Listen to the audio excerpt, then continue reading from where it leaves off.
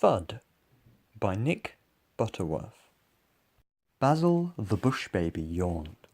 He had not had a good night's sleep. The arrival in the middle of the night of the mysterious ugly beast had disturbed just about everyone. Now Basil fancied a snooze in the sunshine. He tied a small hammock between two stumpy trees and climbed in. Soon he began to doze, but not for long. Thud! Basil opened one eye. Something was making the ground shake. Thud! There it was again, stronger this time.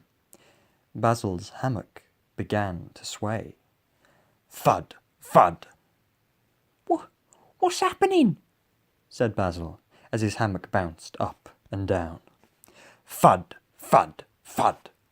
The ground shook terribly, and Basil was suddenly bounced right out of his hammock. A great shadow then passed over him. Thud! Thud! Thud! Thud! Oh no! Oh dear! He squeaked in fright. It's a monster! Basil was right. With great thundering footsteps, a huge monster went crashing by. Basil quaked and hid his face. Thud! Thud! Thud! Thud! The footsteps grew fainter. When Basil could hear them no longer, he dared to look. This is terrible, he wailed. First the ugly beast and now a monster. I must get help. We must get rid of it. Spike, the porcupine, was eating some stickleberries when the bush baby found him. Help! Please help! Cried Basil. The porcupine quickly pushed the rest of the stickleberries into his mouth. How can I help? He said. Basil told Spike all about the monster. Please, said Basil, can you make it go away? Your spines look sharp and fierce. I'm sure it would do what you say. Spike frowned. No, he said. I'm not very good at getting rid of monsters. I can do dogs, he said, and pigs. Spike thought for a moment. That gives me an idea, though, he said. Follow me. Piers the warthog was admiring his face in the pond. Excuse us, said the porcupine, politely. We're having some trouble with a monster. Can you help? We think if you made a terrible face and showed your tusks and lots of sharp teeth, we think you could scare it away. Piers looked into the pond again. No, he grunted. That's not a job for me. I'm much too beautiful for that, don't you think? Basil and Spike had to agree. But, said the warthog, I have an idea. Follow me. The rainbow birds were screeching and squawking at each other in the tangled branches of a tree. What a terrible din, said the warthog. Quiet, please. The birds were quiet at once. We're having some trouble with a monster, said Piers. And your picketry beaks are just what we need to drive it away. The rainbow birds looked worried. They began to mumble and squawk together. We don't do monsters, said one of the birds at last. Try the lion. Try the hippopotamus, said another. Try the crocodile, squawked another. Ralph the lion couldn't help. I've got a sore throat, he said. Delilah, the huge muddy brown hippopotamus, was busy. I'm having a bath, she said. So sorry. Humphrey the crocodile just moaned. Can't help, he said. Got toothache. Nobody wanted to face the monster. They asked the aardvark and the antelope.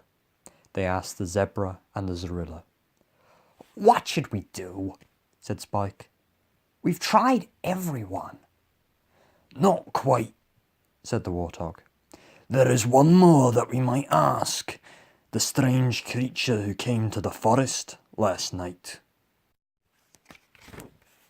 The creature they called the ugly beast was not like anything they had ever seen before. Where it had come from, no one knew. Whether it would be fierce or friendly, they could only guess. Piers the warthog set off and led the long procession towards the dark forest. There they came upon the ugly beast. "Please forgive this intrusion," the warthog began. "But you want here to get rid of a monster?" Yes, we do, squawked the rainbow birds. Look here, old chap. Do you think you might frighten it away? Said the lion. The strange creature just looked sad. "I might," he said. "One day, when I'm fully grown. But I'm too little now." Everyone looked disappointed. Thud, thud, thud, thud, thud.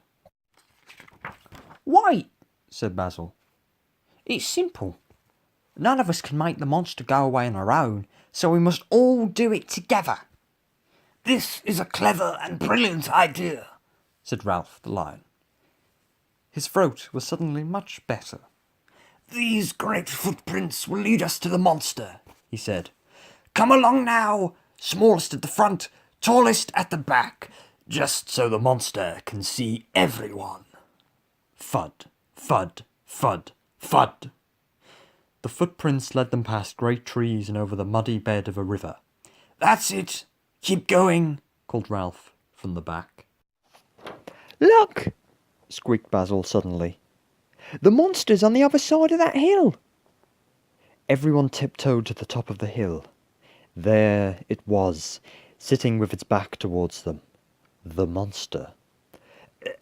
"Go on," said the lion huskily to Basil. His throat had suddenly become sore again. Basil looked back at everyone. Then, in a very small voice, he spoke to the monster. Excuse me?" Only the monster's ears twitched. Excuse me," said Basil again. "But we've come to ask you." The monster turned. "I'm sorry. I do beg your pardon," said the monster, in a voice that was not at all monstrous. "Were you speaking to me?" Suddenly, a voice called out from the crowd, "Mother!" Everyone stared in amazement at the ugly beast. Mother? It's his mother? The monster is his mother? It can't be.